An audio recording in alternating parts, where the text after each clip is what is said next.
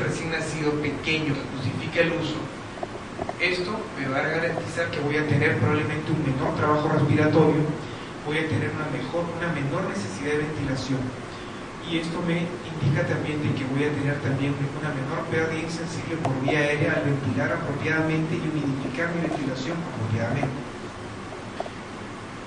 Indometacina profiláctica o no. Bueno, en la maternidad no estamos haciendo el uso de indometacina profiláctica, pero está escrito que algunas unidades afuera sí lo hacen. Pero tiene que tenerse en consideración de que la indometacina en forma profiláctica está postulada para minimizar el riesgo de una hemorragia ventricular, pero tiene mucha implicancia en cuanto a alterar la filtración glomerular. Entonces, depende de lo que decida cada unidad el uso o no de esto. Este es el punto más, que me parece a mí, más importante en cuanto a esta unidad gestacional y soporte físico.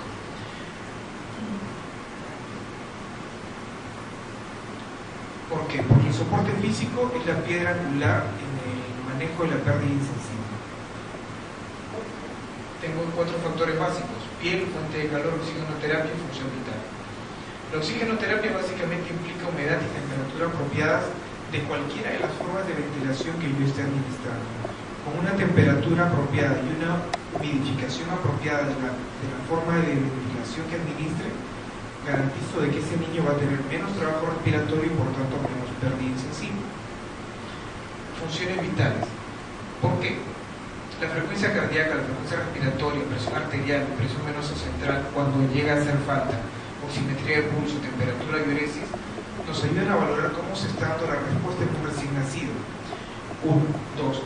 Implica también que si lo manejamos a distancia, si utilizamos solamente sensores, implica que tocamos menos a ese niño.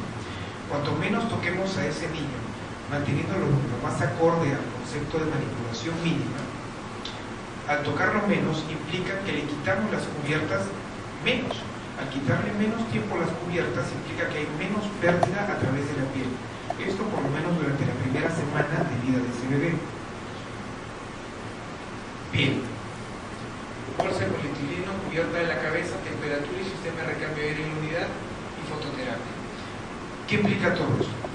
En la mayoría de unidades ya se está trabajando con utilizar la bolsa de polietileno en cuanto ese niño nace, sea en la sala de partos o sea en la sala de operaciones, entra una bolsa de polietileno y con esta bolsa de polietileno minimizamos la pérdida de calor, pero también minimizamos la pérdida insensible. Esa bolsa nos ayuda a evitar pérdida de agua. Ya en cuanto llegue a nuestra unidad, en la mayoría de casos va a pasar a una incubadora, si se tiene la suerte, una incubadora cerrada, va a estar en un nido y va a estar con una cubierta plástica que va a minimizar esta pérdida. La cubierta de la cabeza. ¿Por qué? En proporción, el pretérmino es más cabeza que cuerpo. Y toda la superficie de la piel que tenemos en el cuero cabelludo es una superficie muy irrigada y es muy delgada. Por tanto, la superficie para pérdida de calor por la cabeza es muy grande. Por eso es que van a ver a todos los bebés muy pequeños siempre con un gorrito. Temperatura y sistema de recambio de aire en la UCI. ¿Qué tiene que ver esto con la pérdida insensible? Imaginen una unidad, imaginen 10 camas, imaginen 10 ventiladores, 3 asistentes para pasarle visita, 5 enfermeras durante un turno de 12 horas. Imaginen esa unidad cerrada y sin un sistema de recambio de aire. Entonces lo que van a tener es que la temperatura propia de la unidad, si no se regula bien y si no hay sistema de recambio de aire, van a tener que los sistemas de corrugados de sus ventiladores, aunque los sistemas modernos vienen ya con calefactores propios, pero con los que tienen la suerte de tenerlos, pero los que tienen los sistemas antiguos, que no tienen los sistemas de calefacción propia dentro del cableado, del tubo del corrugado, esta disminución de la temperatura de la unidad va a llevar a que empiece a condensar y a formar acumulaciones de agua en los tubos. Y las acumulaciones de agua en los tubos de los corrugados lleva a facilitar el desarrollo en algún momento de infecciones por manipulación de esa ventilación. El no recambio de aire conlleva que la temperatura dentro de la unidad va a empezar a incrementarse en forma imperceptible, haciendo que la sala esté más caliente. Al bebé que esté en una incubadora cerrada no lo va a afectar absolutamente para nada, porque está en un medio controlado, pero al bebé que esté en una cervocuna, sin un nido y sin una cubierta de plástico, este incremento de la temperatura extra en la unidad va a llevar a que incremente una mayor pérdida insensible. la fuente de calor. En este punto hay discusión, ya depende de cada quien, esto es una propuesta, pero la idea general y básica es de que la servocuna o cuna radiante es básicamente una unidad para las primeras horas. ¿Por qué? Porque en ellos se ha observado en diversos trabajos que la pérdida insensible es mayor. Y al haber mayor pérdida insensible implica que nos sintamos tentados a ofertar un mayor volumen de agua. En la cuna radiante va a pasar siempre esto. Se puede minimizar si colocamos un nido de tela, colocamos una cubierta de plástico, sellando la mayor cantidad de salidas posibles para el bebé. Pero no va a ocurrir lo mismo con una incubadora cerrada. La incubadora cerrada es un intento, es una aproximación a un útero.